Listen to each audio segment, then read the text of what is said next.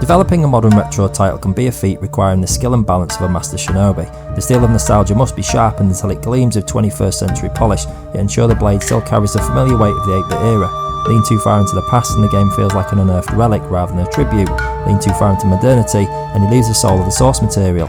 Unfortunately, Ninja Gaiden Ragebound fails to strike this balance, struggling to leap the high bar of expectations set by previous titles, and ends up feeling a little too old school for its own good. The game does boast some impressively fluid and precise controls. Jumping and climbing through the world certainly feels responsive, however the combat itself feels stuck in time and makes gameplay feel like a reflection on the evolution of the action genre. At its core, the action feels overly basic, reminiscent of Strider from 1991. While there's a certain charm to that, modern 2D titles have raised the bar significantly, and it feels like Ragebound focuses so hard on nailing that retro feel, it forgets to innovate in any meaningful way.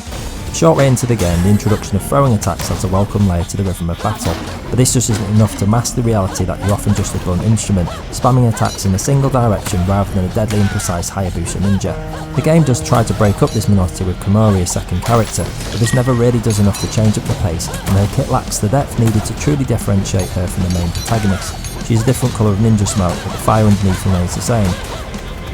The environments also struggle to keep the momentum going, with level layouts that are strikingly basic, lacking the architectural complexity or visual depth we've come to expect from the genre's leaders. The background art is certainly stylish and atmospheric, but the lack of variety in the actual level design makes the experience feel repetitive by the halfway mark. As you'd expect from this franchise, the boss encounters are highlights. They are mechanically sound and generally enjoyable to fight. However, in a market saturated with neo-retro masterpieces, these encounters don't quite push the boundaries enough to make them memorable. They absolutely provide a much needed break in the action, but they just don't reinvent the wheel in any meaningful way.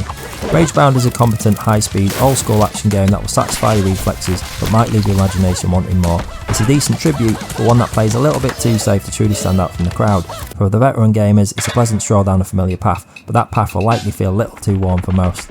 If you're craving the aerial acrobatics and artery slicing mayhem the series is renowned for, it might be recommended to check out Ninja Gaiden 4 instead.